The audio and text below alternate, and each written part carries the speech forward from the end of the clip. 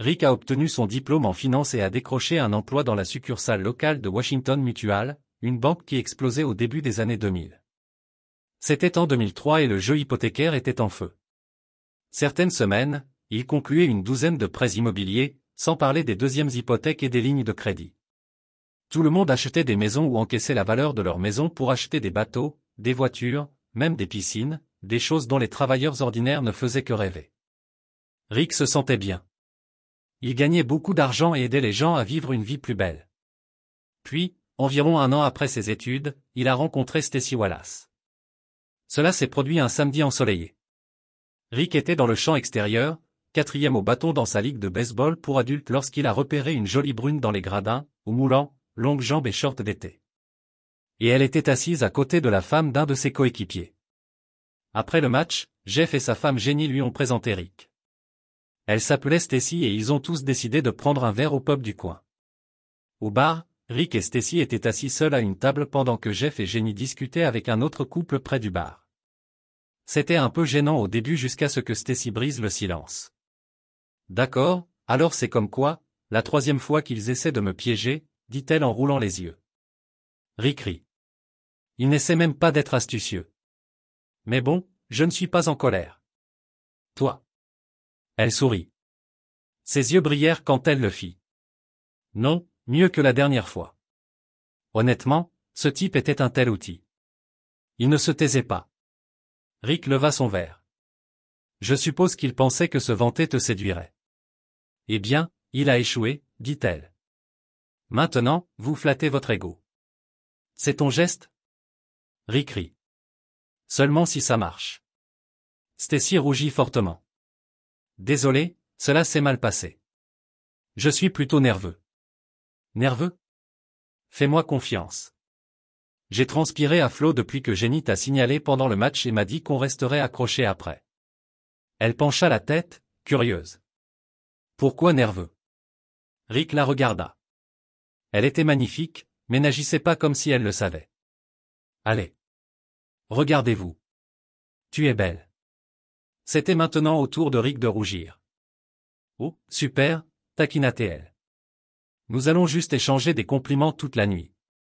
À ce moment-là, Jeff et Jenny sont revenus à la table. Jenny avait l'air inquiète, comme si elle se préparait à une autre tentative de matchmaking ratée. Qu'est-ce qui nous manque? Elle a demandé. Jeff gémit. Je t'avais dit de ne plus jouer à Cupidon, mais Stacy l'interrompit en souriant. Dieu merci, tu es de retour.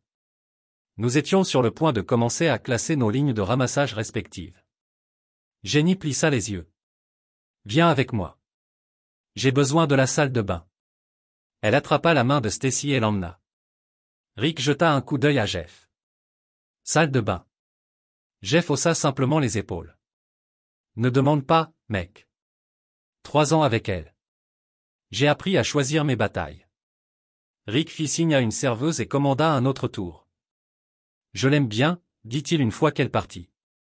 Elle est intelligente, drôle et ses yeux. Jeff haussa un sourcil. Jenny sera ravie. Ses records de matchmaking sont incertains. Alors, quel est le problème? Pourquoi Stacy est toujours célibataire? Jeff se pencha en arrière.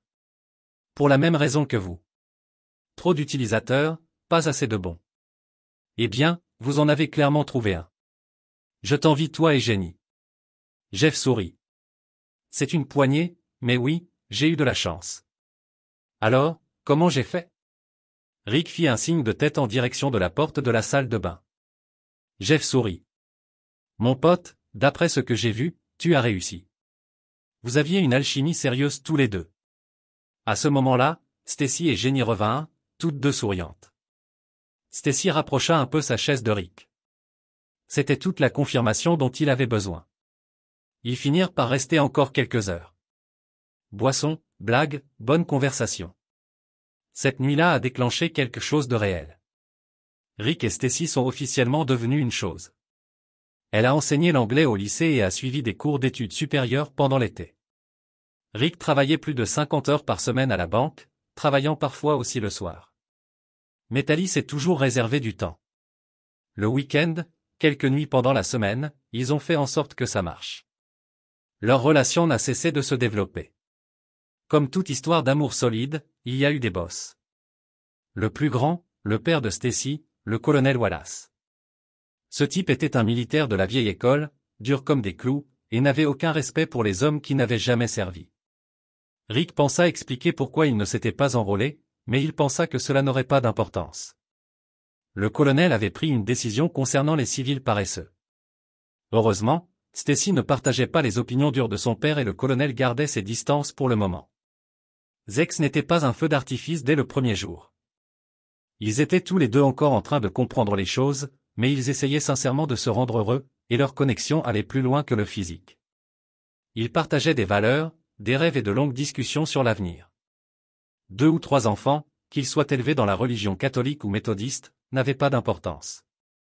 Ce qui comptait, c'était de les élever avec décence et avec une boussole morale dans un monde qui n'avait pas toujours de sens. 6 mois après le début de leur relation, 5 mois après avoir renoncé à tout le monde, Rick a posé la question. Stacy a dit oui sans hésitation. 4 mois plus tard, ils étaient mari et femme en route pour leur lune de miel en Jamaïque. Rick ne l'a jamais dit à personne, mais le moment le plus chaud de sa vie s'est produit cette semaine-là. Un matin, sa nouvelle épouse, douce et modeste, a enlevé son haut de bikini alors qu'elle prenait un bain de soleil sur une plage bondée. Quelques autres femmes avaient fait de même, alors Stacy s'est donné le courage. La mâchoire de Rick toucha presque le sable. Ses yeux étaient pratiquement sortis d'un vieux dessin animé, ce qui ne faisait que faire rire Stacy encore plus fort.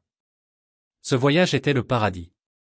Soleil, surf, boissons à volonté, nuit tropicale. C'était le genre de début dont tout couple rêve. Rick n'arrêtait pas de la regarder en pensant, comment ai-je eu cette chance? Un après-midi, alors qu'il flottait dans l'eau claire, il la regarda dans les yeux, de la même couleur que les Caraïbes, et pensa, ouais, je pourrais vivre ma vie avec cette femme. Cheveux gris, mauvais dos, main ridée. Tant que ses yeux me regardaient toujours comme ça. Plus tard dans la soirée, en la regardant se déshabiller d'une robe de soirée bronzée, il savait au fond de lui qu'il avait décroché le jackpot. Stacy n'avait pas été avec beaucoup de gars auparavant, Rick. Juste 2. Elle avait réussi ses études secondaires et même la première partie de ses études universitaires sans avoir de relations sexuelles. Ces 2 gars, moi, maladroit, désemparé. Rick, cependant, s'en souciait. Il a fait attention. Il a fait en sorte que ça compte. Quand ils rentrèrent chez eux, ils étaient pleins de projets pratiques.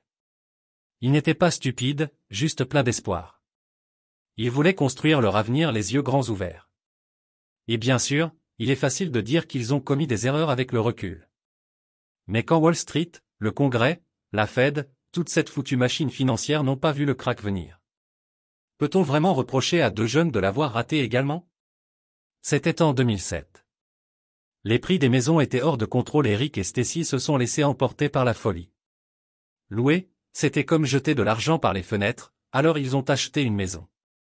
Pas un manoir, juste un duplex basique de 3 chambres. Le problème était que cette même maison avait probablement coûté $1 200 000 quelques années plus tôt. Ils ont payé $420 000. Après avoir remporté une guerre d'enchères, leur agent immobilier leur a dit qu'ils avaient obtenu un accord. Juste après avoir signé le prêt hypothécaire, Stacy a eu une idée. Pourquoi ne pas quitter son travail pendant 1 an, terminer son master d'un seul coup et tomber enceinte pendant qu'elle y était? De cette façon, elle rentrerait à la maison avec le bébé, puis retournerait travailler avec un meilleur salaire et une promotion. Ils ont tout exposé. Horaire, argent, plan de sauvegarde. Sur le papier, c'était tout à fait logique. Rick le tuait au travail. Il vient de recevoir une augmentation et un gros bonus. Il pouvait se permettre ce plan. Tout était sur la bonne voie. Presque. Fin novembre. Stacy lui a dit qu'elle avait 3 semaines de retard. Elle avait acheté un test de grossesse. C'est revenu positif. Bébé devait arriver pour juillet. Un timing parfait. Elle passerait quelques mois à la maison avant de se remettre à l'enseignement. Les étoiles s'étaient alignées. Mais la vie ne suit pas les feuilles de calcul. En avril 2008, le marché hypothécaire a commencé à s'effondrer. La banque de Rick, Washington Mutual, a commencé à supprimer des succursales et à licencier du personnel, en particulier des responsables des prêts hypothécaires. Rick a eu la hache. Il lui a fallu 5 mois avant de trouver un autre emploi de directeur adjoint dans un magasin discount. La moitié du salaire, des horaires poubelles, des jours de congés fractionnés. Ce n'est pas exactement l'évolution de carrière qu'ils avaient prévue. Le 15 mai, Stacy a commencé à accoucher tôt, 7 semaines plus tôt. Bébé Amy est venu au monde petite et fragile. Ils n'ont pas pu la ramener à la maison pendant 3 semaines. Les factures d'hôpital s'accumulaient rapidement. L'assurance d'urgence de Rick en couvrait une partie, mais loin de ce que son ancien plan d'emploi aurait couvert. Stacy a réussi et a obtenu son diplôme. Elle a obtenu un poste d'enseignante d'anglais au lycée local, ce qui lui a donné une fenêtre de 10 semaines avec Amy avant la rentrée. Sa mère est intervenue pour aider à la garde des enfants tandis que Rick effectuait les premiers quarts de travail. 2 revenus, certes, mais pas suffisants. Leur hypothèque était sous-marine. Vendre n'était même pas une option. Amy avait des problèmes. Coliques, otite chronique, cris la nuit. Aucun d'eux ne dormait, le stress s'accumulait, la proximité physique avait disparu. Entre les changements de quart de travail de Rick et le fait de se voir à peine pendant les jours de congé, ils ont dérivé. Le couple qui avait l'habitude de rire autour du vin et des soirées cinéma se sentait désormais davantage comme des colocataires stressés. Les fissures dans leur mariage se sont creusées au cours de la 2e année d'enseignement de Stacy. C'est à ce moment-là que Kyle Turner est arrivé. C'était le nouveau professeur de gym et le genre de gars qu'on remarquait. 6 minutes 3, 220 livres, bâti comme un secondeur, cheveux blonds, toujours avec une mâchoire parfaitement débraillée comme s'il sortait tout droit d'une publicité de fitness. Même les professeurs les plus âgés ont chuchoté à son sujet après cette première réunion de professeurs. Et c'est là que le chapitre suivant a commencé. C'était à la mi-août, encore 2 semaines avant le retour des étudiants, et le bâtiment de l'école avait ce bourdonnement silencieux que seuls les enseignants connaissent. Le bourdonnement des imprimantes, l'odeur des marqueurs effaçables à sec, les tasses de café abandonnées dans le désordre. Les salles de classe, et les enseignants s'habillent plus comme ils se sont rendus au brunch que pour le travail. Et juste ouvert assez à l'encolure que si elle se penchait en avant, quelqu'un pourrait apercevoir subtilement le décolleté. Pas assez pour qu'elle soit appelée dans le bureau du directeur, mais certainement assez pour se sentir jolie. Après des mois de chaos chez les nouvelles mamans, après avoir lutté contre le sommeil, les vergetures et l'estime de soi, Stacy s'est enfin sentie à nouveau elle-même. Fort, assemblée, désirable même. Ainsi, lorsqu'elle remarqua un étranger assis près du fond de la réunion du personnel, grand, aux larges épaules, assis là comme si la pièce lui appartenait, cela lui fit retourner l'estomac d'une manière qu'elle n'avait pas ressentie depuis longtemps. Il était autre chose. Kyle Turner. Dès l'instant où elle entra, Kyle avait les yeux rivés sur elle. Il n'a pas hésité à le faire non plus. Il s'appuya contre le dossier de sa chaise, les bras croisés, dégageant cette confiance facile, comme le genre de gars qui n'a jamais eu à courir après quoi que ce soit de sa vie. Son regard s'attarda. Ni obscène, ni gênant, juste intentionnel. Il a vu les jambes, les courbes, l'alliance. La bague ne l'a pas déstabilisée. Au contraire, cela la rendait plus intéressante. Kyle aimait les femmes mariées. Pas de gâchis, pas d'attente, pas de pleurs tard dans la nuit sur l'engagement. Les femmes mariées avaient déjà leur histoire. Kyle aimait se glisser dans l'intrigue secondaire. À partir de ce jour, Kyle a commencé le jeu lent et délibéré consistant à entrer dans le monde de Stacy. Il n'a pas vraiment flirté. Elle n'a pas complimenté son apparence et ne s'est pas glissée dans ses DM avec des clins d'œil stupides. Il n'arrêtait pas de se présenter dans les couloirs, lors des pauses partagées devant le photocopieur. Silencieux, fluide et parfaitement chronométré. Cela aidait que les gens parlent déjà. Une rumeur s'est rapidement répandue. Personne ne savait qui avait commencé, mais l'histoire racontait que Kyle était un ancien militaire, des forces spéciales, peut-être un ranger, peut-être un SEAL. Certains ont dit qu'il avait servi en Afghanistan. D'autres juraient qu'il était en poste à l'étranger pour effectuer des missions trop confidentielles pour qu'on puisse en parler. Cela n'avait pas d'importance. Les gens le croyaient. Il en avait la carrure, la posture, la force silencieuse. Il ressemblait à un gars qui avait vu des choses. Kyle n'a jamais nié les rumeurs. Il ne les confirma pas non plus, se contenta d'esquisser un sourire crispé, haussa les épaules et changea de sujet. Le mystère ne faisait que le rendre plus magnétique. Les gens aiment les histoires, surtout si elles ne sont pas entièrement racontées. En réalité, Kyle avait passé 3 ans dans la marine, stationné dans un entrepôt de fournitures au Kansas. Il détestait la vie militaire dès le premier jour. Son travail le tenait hors de danger, loin de l'action réelle, mais proche du gymnase de la base, où il passait 2 heures par jour à ciseler son physique. Ce n'était pas glamour, mais cela lui donnait le corps et la présence de quelqu'un qui avait vécu l'enfer, et il savait laisser les gens croire ce qu'ils voulaient. À la fin de la 2e semaine, le destin, ou le planificateur d'horaire, a placé Kyle et Stacy dans le même bloc horaire pour leur période de préparation avant le lancement. Cela signifiait qu'ils disposaient de 30 minutes au milieu de la journée, rien que tous les deux, sans rien de prévu. Pas d'étudiants, pas de devoirs, juste du temps libre. Kyle n'a pas laissé passer cette opportunité. « Tu t'entraînes » a-t-il demandé un matin, en essuyant la sueur de son cou après un jogging sur la piste. « Parfois » dit Stacy en sirotant son café glacé. « Pas autant qu'avant » sourit-il. « Eh bien, les mardis et jeudis, la salle de sport est ouverte. Je l'ai généralement pour moi. Si vous voulez vraiment vous y remettre, nous pourrions faire des choses légères. Aucune pression. C'est mieux que de s'entraîner à côté du mec qui grogne à chaque fois qu'il soulève 30 livres comme si c'était un essieu de camion. » Stacy a ri. La salle de sport lui manquait, mais elle détestait les endroits bondés. L'idée de s'entraîner sans public, juste elle et Kyle, était étrangement séduisante.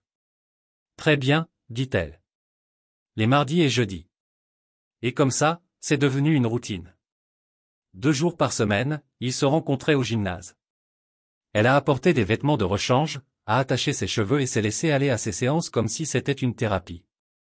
Ils se sont étirés ensemble, se sont passés des ballons médicinaux, se sont repérés sur des planches et ont fait des squats lestés. C'est resté professionnel, mais il y a eu des moments. Les doigts se frôlent, les yeux se croisent un peu trop longtemps, les rires persistent même après avoir dû s'estomper. Puis un jour début février, Kyle a changé d'énergie. Et dit-il en lui tendant une bouteille d'eau. J'ai travaillé sur quelque chose de manière confidentielle. Elle a haussé un sourcil. Oh, ouais. J'ai écrit, dit-il avec désinvolture. Un roman. La première ébauche est terminée. Je me demande juste si vous seriez prêt à le lire. Dites-moi ce qui marche, ce qui ne marche pas. Stacy était surprise, mais pas dédaigneuse. Après tout, elle était professeure d'anglais. Elle aimait aider. Mais plus encore, elle était intriguée. Je ne savais pas que tu avais écrit. Kyle haussa les épaules. Et la plupart des gens ne le font pas. De quoi s'agit-il? Il sourit lentement et de manière illisible. C'est une histoire de guerre, mais je préfère que vous la lisiez. Pas de spoiler. Elle hocha la tête. Très bien, apportez-le.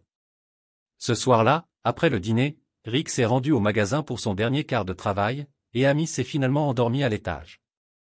Stacy se versa un verre de vin blanc, se blottit sur le canapé avec une couverture et ouvrit le manuscrit. Cela s'appelait À travers le sable et le feu. Le personnage principal, Tyler, un imbécile. Calme, hanté, sauvage. Il avait une histoire tragique et le genre de courage qu'on ne gagne pas sans avoir vu l'enfer de première main.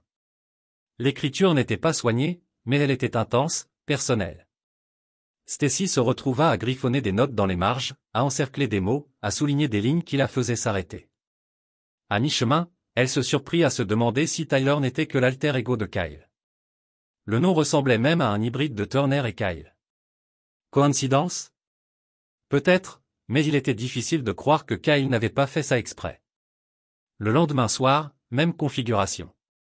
Amy est couchée pour la nuit, Rick au travail, Stacy a repris là où elle s'était arrêtée. La seconde moitié de l'histoire a mis Tyler en congé.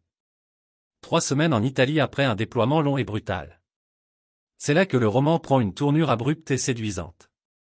À Amalfi, Tyler et son copain Greg ont rencontré 2 Françaises, Michelle et Leslie. Il y avait des boissons sur la côte, des danses nocturnes, des promenades en yacht sous le chaud soleil de la Méditerranée. Les détails étaient saisissants. Trop vifs. Stacy sentit son pouce accélérer pendant qu'elle lisait. Elle ne se contentait plus de lire. Elle était là sur le yacht dans l'eau, regardant Michelle enlever son haut de bikini, sentant les mains de Tyler sur ses hanches alors qu'il la soulevait hors de l'océan comme si elle ne pesait rien. Elle a laissé tomber son stylo. Sa main glissa sous la ceinture de son pantalon de pyjama avant même qu'elle puisse penser à s'arrêter. Le chapitre ne détaillait pas tous les détails, mais ce n'était pas nécessaire. Cela laissait juste assez à l'imagination, assez pour ressentir la chaleur entre les mots. Michelle mesurait 1,70 m, mince mais courbée, les cheveux bruns ramenés en arrière, les yeux bleus cachés derrière des aviateurs. Tyler la regardait, pas d'une manière grossière, mais avec respect, comme si son corps était la première chose qu'il avait vraiment vue depuis des mois, voire des années. Ils ont nagé, ils se sont embrassés, ils ont disparu sur le pont inférieur, fondus dans le noir. Stacy ne savait pas trop quoi penser des scènes et dans le manuscrit de Kyle. Il se sentait un peu gêné, un peu exagéré, mais là encore, elle n'avait jamais vraiment lu de roman d'amour ou d'érotisme d'ailleurs. Alors, qui était-elle pour juger? Elle pensait que c'était peut-être censé paraître exagéré, sensuel, audacieux. Quoi qu'il en soit, cela l'a prise au dépourvu. Dans une scène, les amants, Tyler et Michelle, se sont embrassés sous le soleil de l'après-midi, la peau encore luisante de leur baignade. Puis ils ont commencé à rire comme des adolescents, et Michelle s'est penchée trop en arrière sur les genoux de Tyler et est tombée dans l'eau avec un plouf. Tyler n'a même pas hésité. Il sourit et plongea après elle. Au moment où ils remontèrent tous les deux sur le pont, dégoulinant et riant, Greg et Leslie sortirent de la cabine, complètement déshabillés. Stacy cligna des yeux, surprise, puis continua sa lecture. Leslie, toujours aussi cool, tira Michelle à l'intérieur de la cabine pendant 1 minute. Tyler et Greg restaient là, toujours déshabillés, se demandant ce qui allait bien se passer ensuite. Puis vint l'offre. Michelle réapparut, d'une voix légère et décontractée, comme si elle discutait de projets de dîner. Nous espérions donc que vous voudriez passer toutes vos 3 semaines de vacances avec nous sur le yacht. Nous passerons près du rivage. Vous pouvez récupérer vos bagages et ensuite nous partons faire le tour de la Méditerranée. Que dites-vous? Greg regarda Tyler. Tyler regarda Greg. Ils hochèrent la tête comme s'ils lisaient dans les pensées de chacun. Bon sang oui, dirent-ils à l'unisson. Ce fut le début des vacances les plus folles que ces phoques fictifs aient jamais eues. Stacy a tourné la page. L'histoire n'a pas retenu. Kyle était clairement parti à fond. Les chapitres suivants étaient un pur fantasme. Les scènes de Zé étaient graphiques, mais pas grossières. Détaillées, presque poétiques, un peu théâtrales, certes, mais Stacy s'est retrouvée entraînée dedans. Et petit à petit, quelque chose a changé. Chaque fois qu'elle lisait le nom de Michelle, son cerveau le remplaçait par le sien. Elle ne se contentait plus de lire. Elle s'imaginait sur ce yacht avec les mains de Tyler sur sa peau, Tyler murmurant son nom. Elle lut le passage où il faisait l'amour sous les étoiles sur la passerelle du navire, déshabillé, la peau salée rafraîchie par la brise nocturne, les yeux traçant les constellations tandis que leurs corps se pressaient l'un contre l'autre. Et elle ne pouvait tout simplement pas continuer à lire. Elle laissa tomber les pages sur le lit et ferma les yeux. Son esprit était rempli de l'image de Kyle, de sa voix, de son sourire, de ses paumes rugueuses et de son sourire narquois confiant. Elle imaginait la tenant comme Tyler tenait Michelle, l'embrassant comme Tyler l'embrassait. Et cette fois, elle ne s'est pas arrêtée. Elle ne s'est pas dit que c'était juste une fiction ou que ça ne voulait rien dire. Il lui a fallu moins de 10 minutes pour revenir à la normale, et encore plus pour arrêter de trembler. 2 jours plus tard, elle apporta à Kyle son manuscrit annoté. Ses joues étaient roses au moment où elle entra dans le gymnase. Elle lui tendit le dossier, essayant d'éviter tout contact visuel. Kyle le vit instantanément. L'histoire avait fonctionné exactement comme il le souhaitait. Elle était troublée, nerveuse, les lèvres serrées pour ne pas dire de mauvaises choses. « Tu l'as fini ?» demanda-t-il, un sourire déjà en train de se former. Stacy hocha la tête, croisant à peine son regard. « Ouais, c'est une super histoire. Vraiment forte pour une première ébauche. J'ai pris quelques notes, rien de majeur, quelques suggestions, et peut-être que je suis allé un peu trop loin dans les commentaires de la scène de Zach. » Kyle rit. « Oh, allez. Vous ne pensiez pas que cette partie fonctionnait? » Stacy rougit plus profondément. « Non, cela a fonctionné. Cela a trop bien fonctionné, peut-être. Je ne m'y attendais tout simplement pas. Il s'est un peu rapproché. Eh bien, j'ai toujours cru que Sex entre 2 adultes consentants peut apporter quelque chose de réel dans une histoire. Un peu de chaleur, un peu d'avantage. Parfois, cela change même les gens. La façon dont il l'a dit, la vraie vie, pas seulement la fiction. Ce n'était pas subtil, pas même un peu. Stacy a compris le sous-entendu. Dans la poitrine, il ne parlait plus de personnage, et elle ne voulait pas l'admettre, mais cela lui a fait ressentir quelque chose qu'elle n'avait pas ressenti. Des questions qu'elle n'avait jamais laissées surface auparavant. Pourquoi me suis-je marié si jeune? Rick a-t-il vraiment été l'homme qu'il me fallait? Qu'a-t-il fait de sa vie? Pourquoi se sent-il si petit comparé à Kyle? Kyle était audacieux, direct, un homme qui prenait ce qu'il voulait. Rick, quant à lui, était fatigué, ennuyeux, épuisé. Il a demandé la permission pour tout. Kyle n'a pas demandé, il a dit. Et peu à peu, l'attitude de Stacy envers Rick s'est détériorée. Les conversations se sont réduites à de brefs échanges sur le programme de couches d'amis ou les listes d'épicerie. Il n'y avait plus de moments doux, plus de regards volés, juste l'ébauche d'une routine. Tandis que leur mariage s'effondrait discrètement à la maison, les choses entre Stacy et Kyle mijotaient à l'école. Cela a commencé comme du flirt, mais cela n'est pas resté ainsi longtemps. Danielle Miller, professeure de biologie au ton acerbe et voisine de Kyle, l'a remarqué. Elle voyait les sourires narquois dans le couloir, les blagues intérieures, le temps supplémentaire passé à se préparer ensemble, et elle n'aimait pas du tout ça. Danielle avait une histoire avec Kyle. Bref, certes, mais toujours réelle. Ils se sont rencontrés pendant quelques semaines au début de l'année scolaire. Puis Kyle la fantôme à la minute où Stacy a commencé à regarder dans sa direction. Danielle n'était pas seulement énervée, elle était humiliée. C'est abandonné comme une mauvaise habitude pour la nouvelle fille en hors de l'école. Et cela a été pire lorsque Stacy l'a battue pour le poste d'entraîneur de tennis féminin ce printemps-là. Danielle avait de l'ancienneté, de l'expérience et a même aidé à réécrire le manuel sportif. Mais le travail est revenu à Stacy. Miss Parfaite. Miss taille 4 et yeux bleus. La première erreur de Kyle, déconner au travail. Son deuxième, sous-estimant Danielle.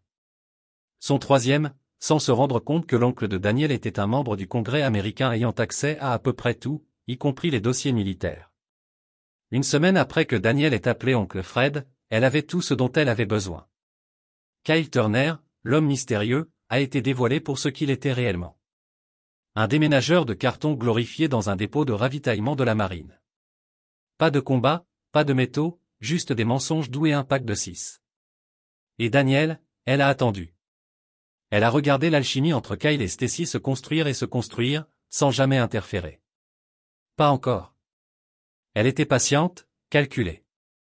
Elle savait que cela ne serait pas fini tant que la limite n'était pas franchie. Et quand cela arriverait, elle brûlerait tout. 6 semaines après que Stacy ait lu cette histoire, Kyle avait fini de jouer à quoi? Il l'a coincé dans le gymnase un jeudi, d'une voix basse et ferme.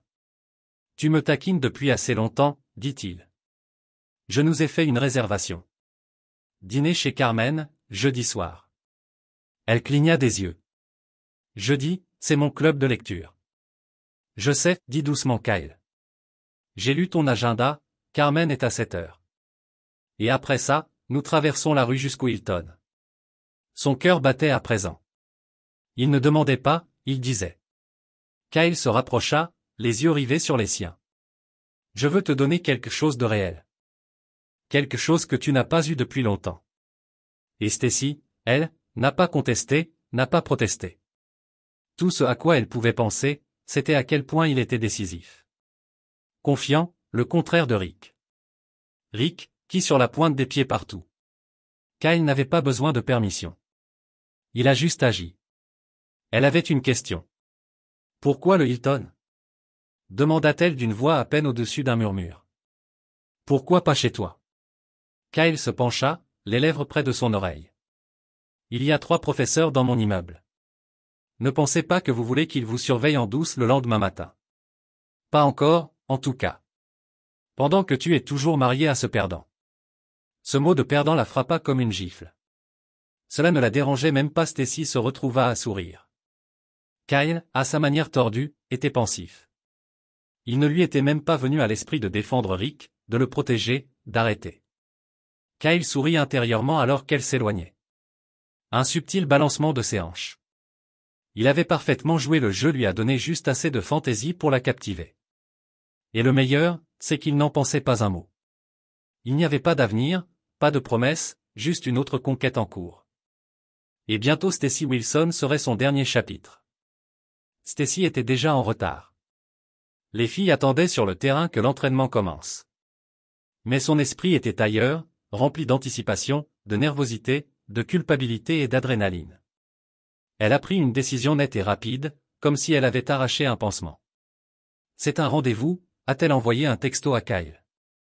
Jeudi matin a commencé comme les autres. Stacy et Rick se tenaient dans la cuisine en sirotant tranquillement un café. L'air entre eux était lourd et silencieux. Amy, perché sur son siège d'appoint, était plus animé que de réunis, écrasant des Cheerios dans du lait, riant en lançant des morceaux de céréales sur la table comme de minuscules grenades. Stacy but une gorgée dans sa tasse, déjà mentalement vérifiée, répétant déjà le mensonge qu'elle devait vendre. Rick, commença-t-elle, d'une voix égale, mais un peu trop répétée. N'oublie pas, j'ai un club de lecture ce soir après l'entraînement de tennis. Donc, tu devras venir chercher Amy chez ma mère avant 18h. Nourrissez-la. Je serai de retour vers 10h. Rick hocha la tête sans trop réfléchir. Je peux le gérer. De quel livre parlez-vous ce soir? Cette question a pris Stacy au dépourvu. Elle s'arrêta une fraction de seconde, cligna des yeux et but une autre gorgée pour gagner du temps. Son ton changea légèrement, serré sur les bords. De l'eau pour les éléphants. Pourquoi? Rick haussa un sourcil, sentant quelque chose d'anormal. Je fais juste la conversation. Je pensais que je montrerais un certain intérêt, c'est tout. Cela le piquait un peu, et ce n'était pas parce qu'il avait tort. C'était ainsi qu'il le disait. L'eau a résigné. Il n'était pas en colère, juste fatigué. Fatigué d'essayer. Rick attrapa son déjeuner, embrassa le haut de la tête d'Amy avec une affection douce et automatique et sortit sans un autre mot. Stacy regarda la porte après qu'elle se soit fermée. Au début, sa poitrine se serra d'irritation. Il part sans dire au revoir. Mais ensuite quelque chose d'autre la frappa. À quand remonte la dernière fois que je lui ai dit quelque chose de gentil? Elle ne s'en souvenait pas. Juste avant la première période, Kyle s'est présenté dans sa classe, se penchant contre la porte avec ce sourire arrogant comme si l'endroit lui appartenait. Il vérifia le couloir, s'assura qu'il n'y avait personne, puis parla d'un ton doux et mielleux. Réservation bloquée pour 18h, chez Carmen. Et j'ai eu une chambre de l'autre côté de la rue Hilton. Ne sois pas en retard. Nous avons beaucoup de temps à rattraper. Juste nous deux. Je dois être à la maison à 10h, répondit Stacy, sa voix enjouée, empreinte de nervosité. Devons-nous sauter le dîner?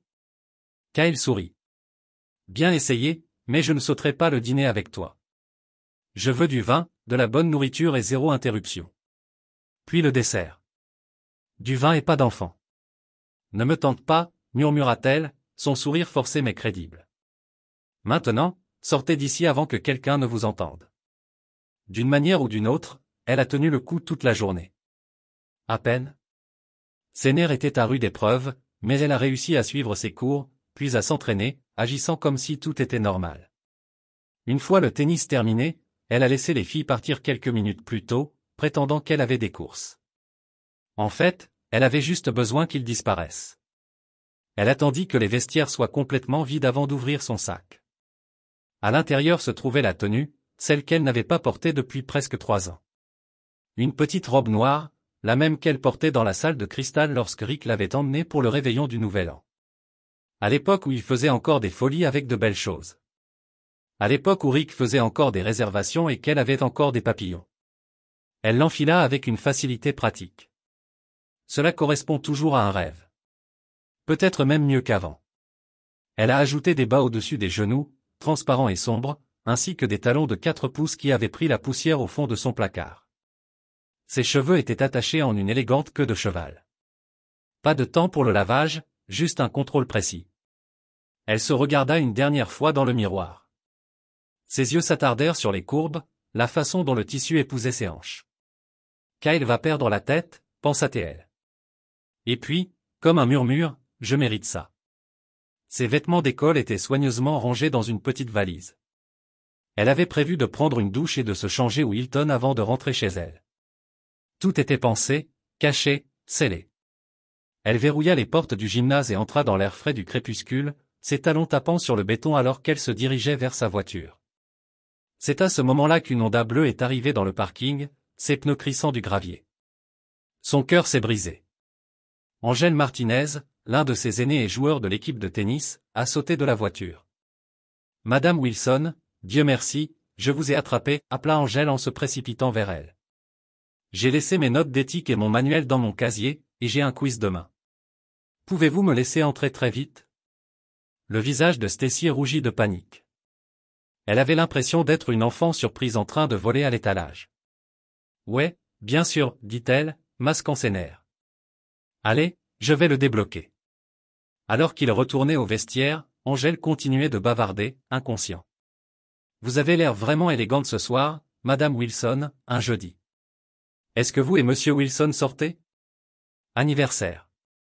Stacy a forcé un sourire. Quelque chose comme ça. Angèle a continué, sans se laisser décourager. Mes parents avaient l'habitude de s'habiller pour les soirées en amoureux. Je détestais ça quand j'étais enfant. Maman portait quelque chose d'assez chaud et papa portait un blazer. Ils rentraient à la maison tous amoureux et je disais, dégoûtant. Prends une chambre. Stacy rit légèrement, essayant de garder les choses normales. Mais maintenant, Angèle continua, maintenant, je pense que c'est plutôt beau. Ils sont mariés depuis 20 ans et ils sont toujours amoureux l'un de l'autre. C'est cool, tu sais. Stacy se tenait tranquillement pendant qu'Angèle attrapait ses affaires. Ils sont repartis ensemble et juste avant de monter dans sa voiture, Angèle l'a regardé et lui a dit, « Amusez-vous ce soir, Madame Wilson. J'ai vu votre mari une fois. Il est mignon. C'est logique, je suppose. Pourquoi vous vous en sortez si bien? » Et elle sourit et partit. Stacy se tenait là, figée, la main sur la poignée de porte de sa voiture, le cœur battant dans sa poitrine, puis ça la frappait. La culpabilité, la honte, le poids écrasant de ce qu'elle s'apprêtait à faire. Elle s'est laissée tomber sur le siège du conducteur et a commencé à pleurer. Des sanglots désordonnés et bruyants. Elle ne pouvait pas s'arrêter. Ses mots sortaient par fragments, murmurés à travers des respirations tremblantes. Qu'est-ce que je fais? Qu'est-ce qui ne va pas avec moi? Je me suis dit que je méritais ça. Mériter quoi? Jeter ma famille? Son mascara coulait sous ses yeux alors que les sanglots déchiraient son corps. Il lui a fallu 10 minutes complètes pour se ressaisir. Elle ne réalisait même pas que sa robe collait à sa peau humide à cause de la chaleur et des larmes. Elle s'en fichait. Elle a mis les clés sur le contact, a tourné le volant et est sortie du parking, ni vers le restaurant, ni vers le Hilton. Elle rentrait chez elle. Elle ne pensait même pas à quoi elle ressemblait. Tout ce qu'elle voulait, c'était tenir sa fille dans ses bras et enrouler ses bras autour de l'homme qu'elle avait presque trahi. Rick était resté couché toute la journée. Il ne pouvait s'empêcher de penser à quel point sa vie était devenue un tel fardeau. Où était passée la joie? Tout ressemblait à du poids. Les petits plaisirs qui rendaient les choses supportables avaient lentement disparu. Surtout la connexion, l'amour que lui et Stacy avaient autrefois. Il avait réussi à le maintenir ensemble pendant la majeure partie des 2 dernières années. Il avait l'impression qu'il devait autant à sa fille. Il devait être fort pour ami, mais au cours des 6 derniers mois, Stacy n'avait pas pu le regarder dans les yeux. Elle ne lui a plus montré de l'amour. Pas du genre dont il avait besoin. Cet après-midi, Rick a quitté le travail plus tôt que d'habitude. Voir ça, se dit-il. Il a brièvement envisagé de s'arrêter au pub pour une pinte avant de se diriger vers sa belle-mère pour ramasser Amy, mais au lieu de cela, il a décidé de rentrer chez lui et de profiter d'un peu de paix et de tranquillité seul. Cela s'est avéré être une erreur. Il a vérifié la boîte aux lettres au bord du trottoir et a attrapé le courrier, puis a fait le mauvais choix d'ouvrir 2 enveloppes marquées en attente juste à l'avant. L'embarras l'a frappé comme une gifle. Il est rentré dans la maison, a ouvert les 2 avis et les a regardés. 1500 $. C'est ce dont ils avaient besoin pour rembourser ces 2 factures d'ici la fin du mois. Où diable était-il censé trouver ce genre d'argent? Rick passa devant le réfrigérateur, ignorant les 2 canettes de bûcheron bon marché à l'intérieur, et atteignit la haute armoire au-dessus du poêle. C'est là qu'ils ont gardé la bouteille de bourbon qu'ils n'ont jamais retirée que lorsque le père de Stacy, le colonel, est venu. La première gorgée l'a frappé comme une vague. Un mélange écrasant de désespoir et de tristesse s'est répandu dans sa poitrine. Il a pris un 2e verre. Rick pensait à ce moment depuis des mois. Il connaissait les raisons. Il connaissait la méthode. La seule chose sur laquelle il ne s'était pas installé jusqu'à ce soir a été le timing. Pourquoi? La principale raison pour laquelle Rick valait plus mort que vivant. Les Wilson se noyaient financièrement. Mais s'il mourait, le paiement de l'assurance vie pourrait donner à Stacy et Amy une chance de réinitialiser, peut-être même respirer à nouveau. Et l'autre raison, la vie n'en avait plus la peine. Rick se sentait comme Seisfu, poussant constamment un rocher en montée, seulement pour qu'il tombe encore et encore. Il se sentait supportable quand Stacy était à côté de lui. Lorsque son sourire et son affection ont contribué à alléger la charge, mais depuis 6 mois, il était seul avec ce rocher. Quant à la façon de le faire, eh bien, cela n'avait pas à ressembler à l'autodestruction. C'était important pour 2 raisons. Tout d'abord, parce que la pensée d'Amy en grandissant et qu'un jour apprenant que son père avait suivi sa vie a fait tourner son estomac. Deuxièmement, parce que si cela n'était pas décidé à l'autodestruction, son assurance vie paierait 2 fois plus. La réponse parfaite avait été juste en face de lui. Chaque jour sur sa route vers et depuis la ville, Rick a passé un tronçon de locaux routiers appelé Suicide Curve. Il a obtenu le nom après que 2 voitures différentes soient sorties du bord et ont plongé dans la gorge en dessous. C'était un virage dangereux dans l'ancienne route qui reliait le centre-ville de leur quartier. Il y a des années, la ville a construit un autre itinéraire puisque le service des routes n'a pas pu comprendre comment rendre la courbe plus sûre. Ils ont même envisagé de fermer complètement la route, mais les résidents ont repoussé. La nouvelle route a ajouté 12 minutes supplémentaires au trajet et personne ne voulait y faire face. Ainsi, la ville a compromis. Ils ont gardé la route ouverte, ont ajouté une clôture fragile et ont giflé un panneau de 15 000 par heure sur la courbe. Tout ce qui a été laissé pour comprendre maintenant, c'était quand. Et après cette deuxième gorgée de bourbon, Rick a répondu à la question dans sa tête. Il n'y a pas de temps comme le présent. Peut-être qu'il l'a dit à haute voix, peut-être pas. Quoi qu'il en soit, personne d'autre n'était dans la cuisine pour l'entendre. Il a attrapé les clés de son pick-up. Ça ne prendrait pas grand-chose. Les barrières étaient faibles et la goutte était raide. Cela ressemblerait à un accident tragique. Propre, simple. Mais alors qu'il ouvrait la porte d'entrée, il hésita. Attendez, 2 coups de bourbon me rendent-ils légalement ivre? Cela apparaîtrait-il dans un rapport de toxicologie? Cela compromettrait-il le paiement de l'assurance? Trop risqué. Il se retourna à l'intérieur, trébucha dans la salle de bain et vomissa dans les toilettes. Puis il a rincé sa bouche, lavé le verre qu'il a utilisé et le remis exactement là où il était. 10 minutes plus tard, Rick s'est assis sur ce siège conducteur de son camion, le moteur coulant, regardant droit devant la courbe mortelle, essayant d'invoquer le nerf pour y mettre fin. À ce moment exact, Stacy avait pris une route différente à la maison, un raccourci qu'elle a rarement utilisé. Elle a décidé de couper l'ancienne route pour économiser quelques minutes. Alors qu'elle se soutenait autour d'une courbe, elle a repéré le camion de Rick de l'autre côté. Pourquoi diable est-il ici? Pensa-t-elle. Cette route n'était pas sur le chemin de la maison de sa mère. Le camion de Rick a commencé à se glisser en avant juste à mesure qu'elle se posait sur le klaxon. Il n'a pas réagi au début. Son pied passa du frein vers le gaz. Le camion a progressé. Puis son cerveau a rattrapé le bruit et ses yeux se sont mis en évidence. Il a vu la voiture se diriger vers lui. Il a claqué le frein. Pourquoi la voiture de Stacy est-elle ici? Que fait-elle ici? Il regarda par la fenêtre ouverte et la vie s'arrêter à côté de lui, alarmée visiblement. Meule. Elle a crié. Qu'est-ce que tu fais ici? Il n'a pas répondu. Il avait l'air étourdi comme s'il se réveillait de l'anesthésie. Il la regarda juste, n'entend pas vraiment les mots. Où est Amy? Demanda-t-elle, la panique se levant dans sa voix. Une pensée essayante lui a claqué et elle a sauté de sa voiture.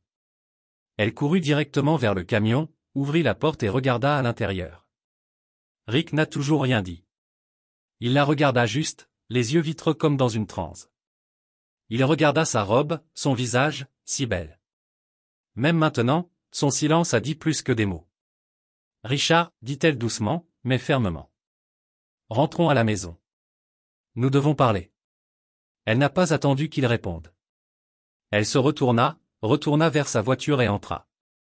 Rick s'est assis gelé un instant de plus. Puis lentement, il a mis le camion en marche, s'est retourné et a suivi sa femme à la maison. Dès que Stacy est intervenue à l'intérieur de la maison, elle se dirigea directement vers la chambre pour changer. Environ 5 minutes plus tard, elle est entrée dans la cuisine où Rick était assis à la table, fixant son café vivement. Elle a sorti son téléphone et a rapidement appelé sa mère. « Maman, tu peux garder Amy ce soir, s'il te plaît ?» Elle s'assit, à peine capable de regarder Rick. Avant qu'elle ne puisse dire un mot, il a parlé en premier. Tu as l'air bien ce soir. Je n'ai pas vu cette robe depuis que tu étais enceinte d'Amy. Je suppose que tu n'allais pas réserver un club. Était-ce là un rendez-vous? Il était temps d'arrêter de mentir. Oui, elle a dit tranquillement. C'était. Je suis désolé. Stacy a commencé à pleurer. Rick ne réagit pas. À ce moment-là, à quel point cela avait été profond. Oui, j'étais. Je suis désolé. Elle lui a dit comment cela avait commencé, ce qui l'a conduit sur ce chemin et ce qui l'a fait s'arrêter. Rick était assis là en silence et a écouté chaque mot. Quand elle a terminé et a offert d'autres excuses en larmes, elle ne pouvait plus retenir la question. C'est ça. Maintenant, vous savez tout. Maintenant c'est votre tour. Pourquoi étiez-vous à cette courbe? Rick baissa les yeux un instant, puis lui a dit la vérité. Comment il avait voulu y mettre fin? Comment il avait prévu de chasser le bord cette nuit-là? Pendant qu'il parlait, Stacy se déplaça à travers la pièce et s'assit sur ses genoux, tenant son visage dans ses mains, sanglotant dans sa poitrine. Rick, s'il te plaît, je t'aime. Commençons. Essayons à nouveau. Pas seulement pour être mariés, mais pour être amis, pour être à nouveau amoureux. Je ne veux pas vivre sans toi. Entendre cela a aidé. Rick voulait la même chose. Mais il avait une question. Comment faisons-nous cela? Premièrement, Stacy a déclaré, nous laissons tomber la fierté. Il n'y a rien de noble à planifier de mourir, et il n'y a aucune dignité à se faufiler pour rencontrer quelqu'un dans un hôtel. Alors, ne prétendons plus que Pride soit un problème. D'accord, alors qui allons-nous pour l'aide? Stacy a tressailli un peu quand il a mentionné l'hôtel, mais elle savait qu'elle l'avait venu. Ma mère, a-t-elle dit. Elle nous a déjà offert de l'argent, mais nous étions trop têtus. Après la mort de grand-père, elle a assez hérité. Elle l'a assis en cédé. Elle a dit qu'elle nous le prêterait avec le même intérêt qu'elle recevait de la banque, 3%. Nous n'aurions pas à rembourser le directeur avant que nous ne soyons à nouveau de nos pieds. Nous pourrions en utiliser la majeure partie pour rembourser les dettes et en mettre de côté pour les conseils maritimes. Nous avons besoin d'aide, Rick. Nous ne pouvons pas résoudre ce problème par nous-mêmes. Rick ne lui a pas donné de réponse ce soir-là. Ils ont passé la semaine prochaine à parler, à peser leurs options. Finalement, ils ont tous deux accepté. S'il y avait une véritable guérison, ils avaient besoin d'un professionnel pour aider à reconstruire la confiance. Rick ne savait pas comment dépasser ce que Stacy avait fait. Tricher émotionnellement, se rapprochant si près de franchir la ligne physique. L'imaginant simplement avec quelqu'un d'autre a fait tourner son estomac. Stacy avait ses propres craintes. Comment pouvait-elle faire confiance à un homme qui a presque mis fin à sa vie? Pourrait-elle compter sur lui? Pourrait-elle lui faire confiance pour être là pour elle pour Amy? Elle a lutté pendant longtemps avec la peur que si une chose de plus tournait mal, Rick pourrait réessayer. Stacy est retournée à l'école vendredi matin. En troisième période, son bloc de planification, tout a explosé. Kyle a pris d'assaut sa classe, au visage rouge et furieuse. Il n'a pas vu les deux étudiants travailler sur le babillard à l'arrière. Où diable étiez-vous hier soir? Il a cassé. Je me suis assis à cette putain de table par moi-même, ressemblant à un idiot, et j'ai payé la chambre d'hôtel au cas où vous étiez en retard. Les deux filles se figeaient, les yeux écarquillés, puis boulonnaient de la pièce. Si Kyle avait pensé clairement, il serait parti aussi. Mais il ne l'a pas fait. Il a continué à déclamer, de devenir plus fort, l'accuser, ignorer les limites. Ensuite, le directeur adjoint est intervenu, la voix nette et commandant, Mademoiselle Wilson, Monsieur Turner, mon bureau maintenant. La parole de la confrontation s'est répandue rapidement. L'histoire complète a été déformée comme un jeu de téléphone, mais rien ne faisait bien paraître Kyle. Le même jour, Daniel Miller a décidé qu'il était temps de laisser tomber sa petite bombe. Elle a divulgué la vérité de manière anonyme. Kyle Turner n'avait pas été des forces spéciales. Il avait servi, oui, mais en tant que commis stationné aux États-Unis. Pas de combat, pas d'héroïsme. Lorsque la vérité est sortie, les gens se sont tournés vers lui rapidement. Personne n'aime un menteur, surtout pas celui qui joue un soldat. Toute sympathie qu'il aurait pu s'évaporer du jour au lendemain.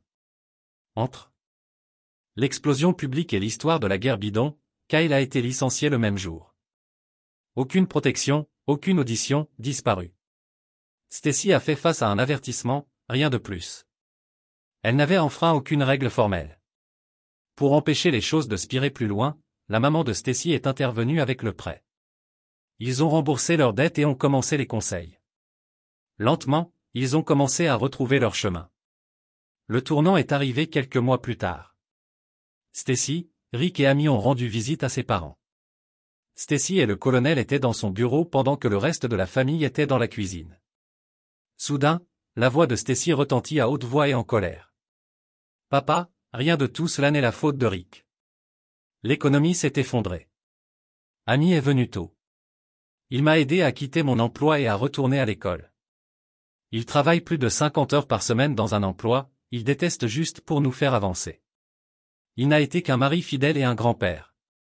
Et si vous ne pouvez pas respecter cela, je suis désolé pour vous. Dites une chose de plus méchante à son sujet et vous ne me reverrez pas ou votre petite fille. » Elle est sortie du bureau, a attrapé Amy de sa mère et s'est tournée vers Rick. « Nous partons. Je ne peux plus écouter sa merde.